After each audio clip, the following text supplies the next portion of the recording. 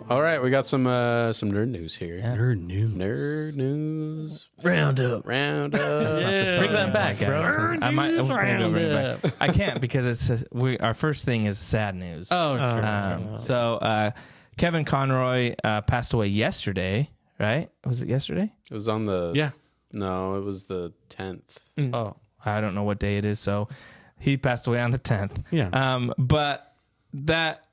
So growing up, one of my first memories of watching anything Batman was the animated series. And we would watch it at my grandma's house with my brothers, my cousins, and it was kind of what we would do. Just my first kind of... Almost religiously. Like if we ever saw it on, we'd always sit down and watch it. Even if it was a rerun over and over. Yeah, we'd always watch it. And then growing up in Mexico, like when we weren't here, we'd watch it in Spanish. And like I just remember that was like we'd watch it all the time. And the voice of Batman for me is like there's nothing better than Kevin Conroy. Yeah. So the news was just kind of like really sad. I think it was a short battle with an illness, cancer. Yeah. Cancer, I think. But that was just kind of like I was not expecting that. Yeah. And it's kind of weird to kind of have conversations about celebrities, celebrity deaths and stuff like that. And because like I never met famous people or anything. But there's some that kind of just hit you that are just like, they had an impact on your life, even if it was something like that. But Kevin Conroy, for me, is like the reason I love Batman is because of him and that show. And so just really sad news. I don't know. I just want to open it up if you guys have anything to say about that. Yeah, I follow a lot of like voice actors on Twitter, and so many of them were just posting about just like, I wouldn't be in this business if it wasn't for him. Yeah. And so obviously his impact is huge, and especially for us, that's our Batman growing up. So, pretty sad news. But yeah, definitely. And it's sad when it comes out of nowhere too, and just was a really pretty big shock. But yeah, I mean, every time I read a Batman comic, that's the voice I hear in my head. For sure, is Kevin Conroy. And I mean, I'm sure every other Batman voice actor after him models takes something from him. Sure. I mean, you just can't help it. So yeah, it's definitely sad, and I mean he was pretty young too. 66. Yeah. Yep. So yeah, very very sad. Yeah, I know we've talked about like when we ranked our Batmans, it was like who's the best Batman, and it really is Kevin Conroy is the best Batman, like across all. Yeah. You know, if we're gonna select who best voice, best characterization, it's Kevin Conroy, just like literally the voice of a generation, Iconic. like. Yeah, iconic across, the animated series, Justice League, all the other, the Arkham games, any of the video games that, you're in for a treat when you're like, oh, sweet Kevin Conroy. Because I feel like he kind of wasn't doing the Batman voice as much. And then especially recently, he's been in more of the stuff. And like anytime you see like, oh, they got Kevin Conroy to come back and do the Batman voice, like that's going to be extra special. And so, yeah, I mean, yeah, what a bummer. What a bummer to hear that. Just, what a great voice actor. Yeah. And every time you listen to another person's Batman, it just wouldn't feel right. Yeah. Exactly. You can't help but compare it. Yeah, for sure. Yeah. There was I was reading a story. There's a guy that posted on Twitter. He has like a podcast where he would interview voices from the animated series. And he would do comedy, like he would do like little commercials. And so he's like, oh, the Scarecrow's doing this commercial for this. And he'd have several of the voice actors come in and he'd interview them, and then they'd do like little like spoofs. He was like a comedic writer, so he'd write the stuff. And he said that he's like, finally I got Kevin Conroy to be on the podcast. And he's like, and I wrote this commercial for like a dating site.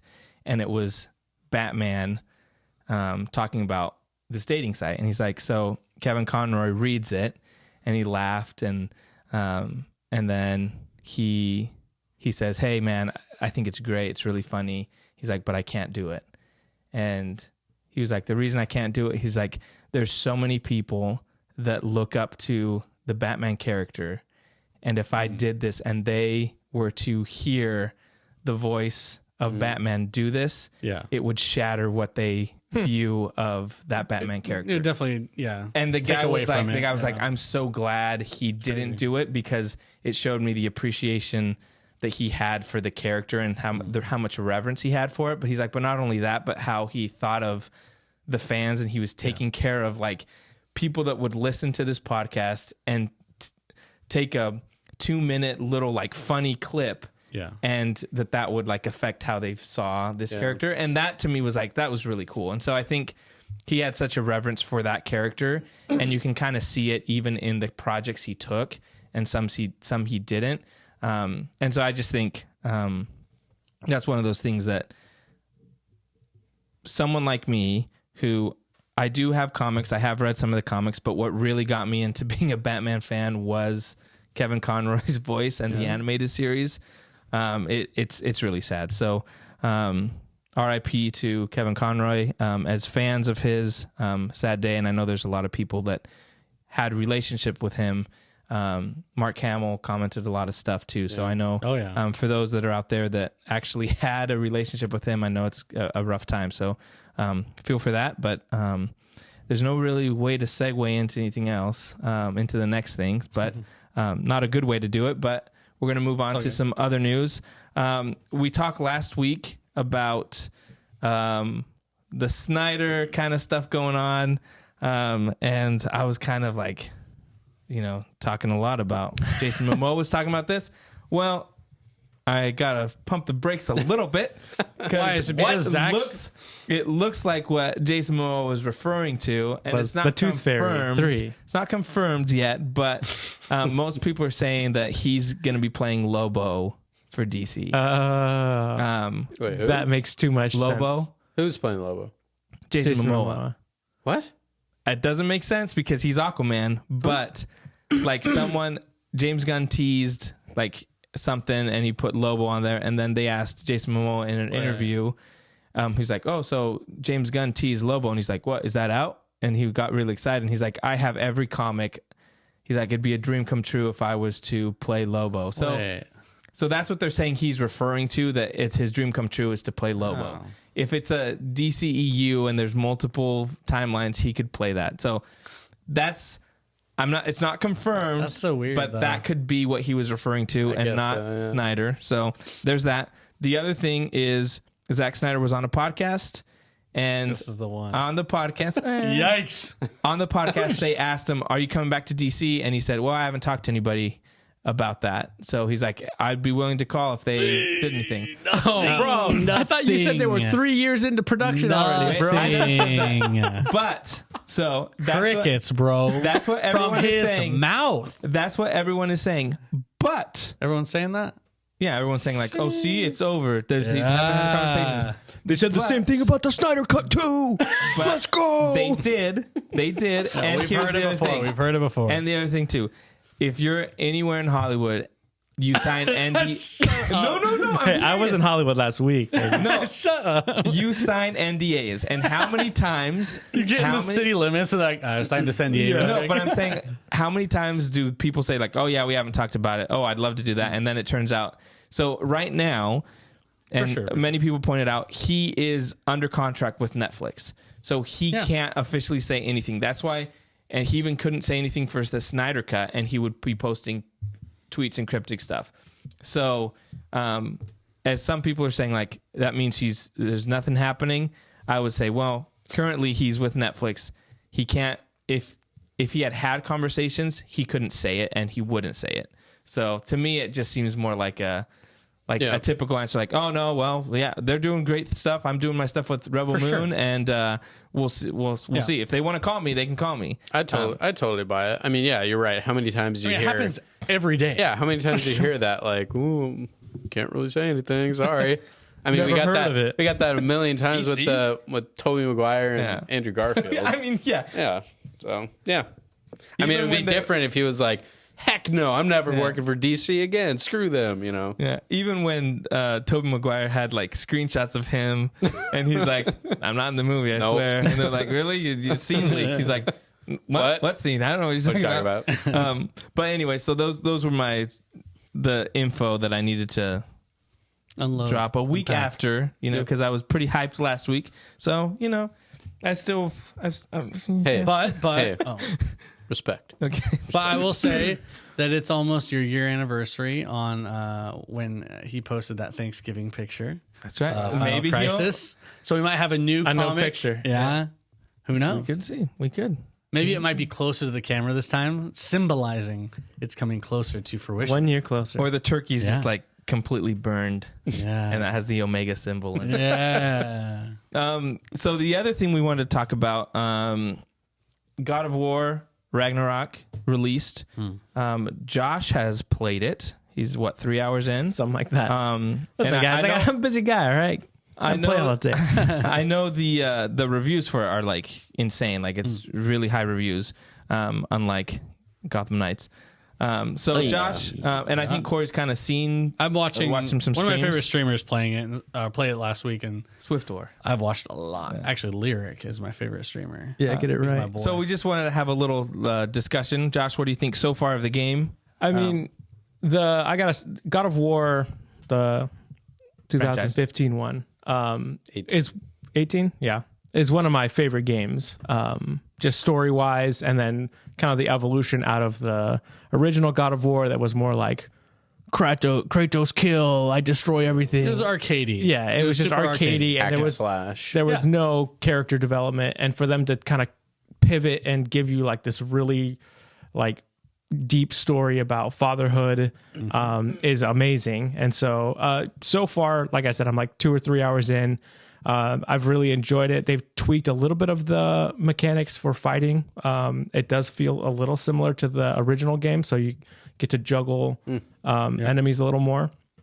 So that's a little interesting. I like that they didn't just like, it's going to be the same game. Yeah, let's pump it out. So far, I've really enjoyed that. Does it feel better to you? Yeah, I do like it a lot. So that's pretty cool. I mean, visually it looks amazing. Yeah. And then so far as the story goes, I've gotten through like the prologue and stuff. There's a really cool fight right at the beginning. That's super cool. Yeah. Just like gets you right into it. They always do that. They always get you in a big, awesome fight, and it gets you just going. It's pretty sweet. So far I've been loving it. I'm super excited to keep playing it. And I mean, story wise, it's like the perfect game to watch. Crystal's like, hey, that's one of the reasons why I haven't blown through it. Also, because Crystal's like, don't play it till I can see. Because she wants to sit. She sat through and watched me play the first one, so she was like, she's like, I really want to watch you play that. That's why you just respond, lazy mortal. Yeah, good old call back to God of War 3.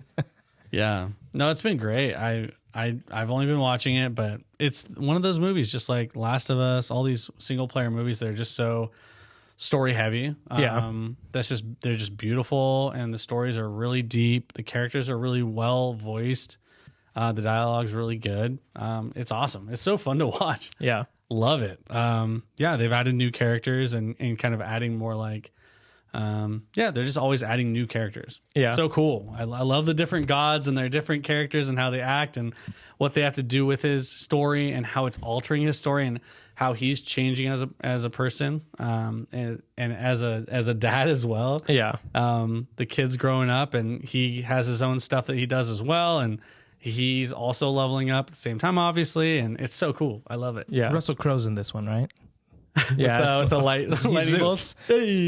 People were complaining about the Thor, the look of Thor, but it's like in line with like because it doesn't look like Chris Hemsworth. Because it doesn't look like Chris Hemsworth, but he looks really cool. It's like a really cool design. I saw a clip of him fighting. It looks pretty awesome. Yeah, I think it's sick. What was I gonna?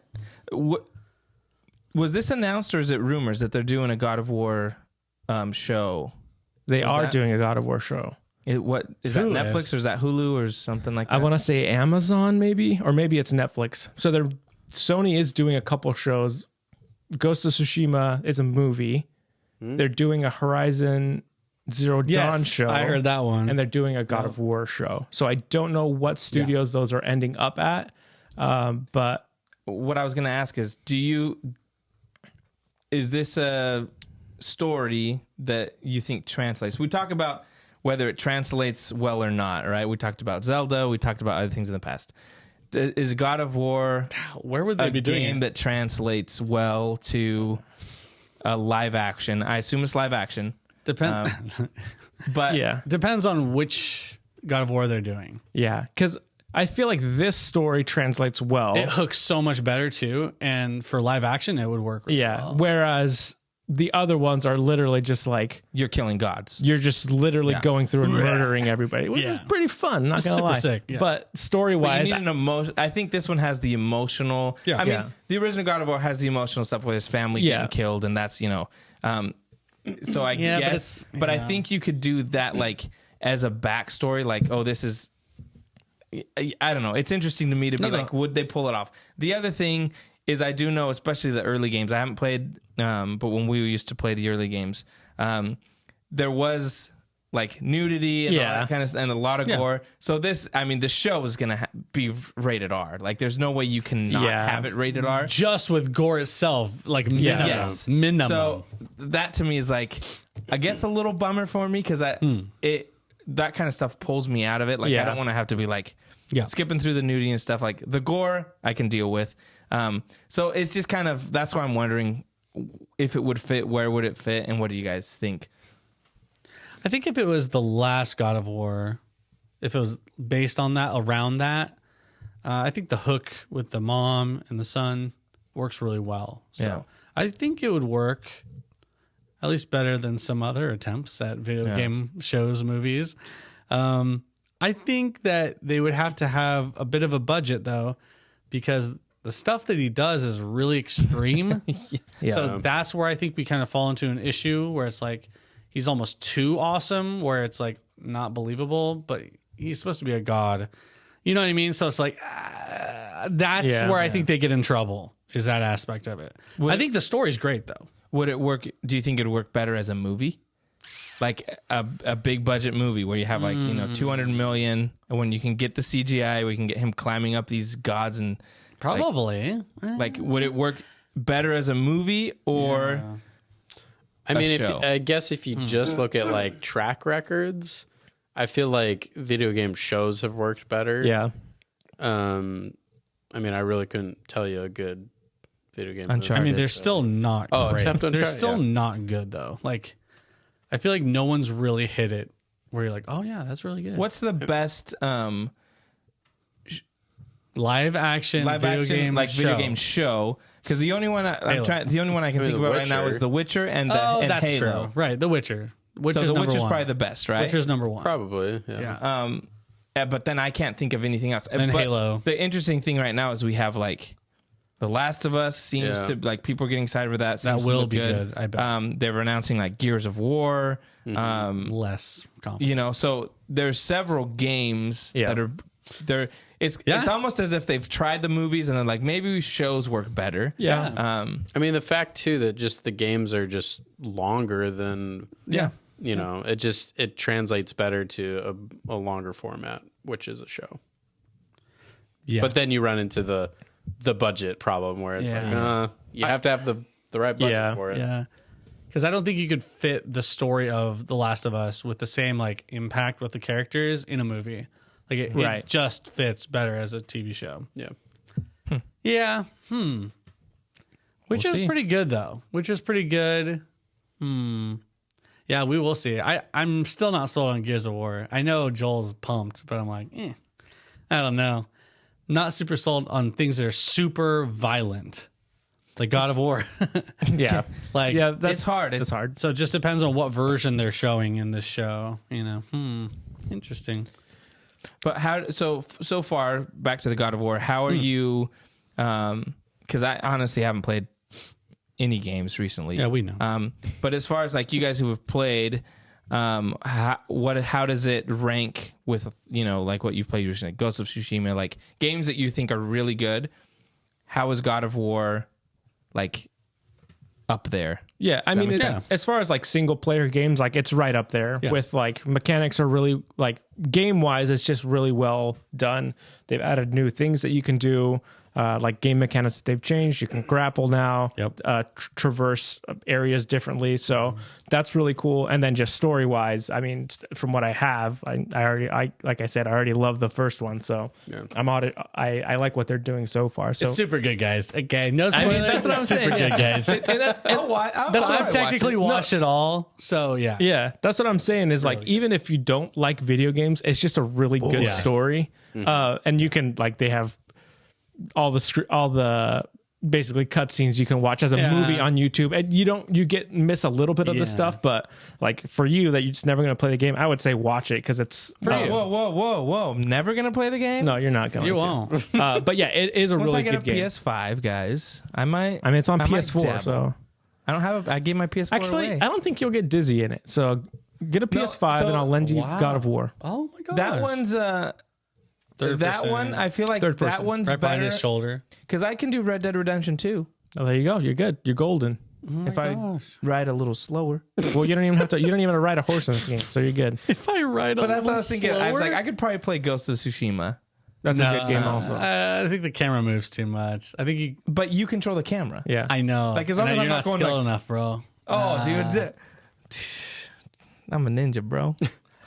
There might be some like camera settings that might actually do better. I'll just do everything stealth mode, bro. Is there a bit of a magnetized kind of like auto correction with the camera in that one, or is Ghost of Tsushima, or is it just 100% static? I don't know. That's a good question. Typically, it does turn shift it a little bit. shifting, just built-in padding, basically. Yeah. Because when they roll up to you, it usually like will shift a little bit. Sorry, my question is, do you like that, or do you like when it's just still? Like, does your mind do better when it's still? The thing that affects me is the constant movement, like quick movement. So like first-person shooters, more gradual. If I'm able to like control the camera, like even the Arkham games. Oh, dude. So I can play those. Yeah. It's just the quick movements. If I start doing quick movements where like I'm looking around and like the camera moves, like I can't do any first-person shooters. That's what gets me dizzy. So the other ones I can like ease into it and play and kind of do things slower as long as I can move the camera. Bro, and it's not like a guy running around and I'm like, You might actually do better also just like going into the settings and just lowering your sensitivity. So it just is a little bit slower. Stop being so sensitive, dude. Yeah. Call me Sensei. Sensei. Super good game. Yeah. I think I've said this. Cool. I think I've said this before, but I'll plug it every time. They have a documentary about the making of the first one on YouTube. It's called Raising Kratos.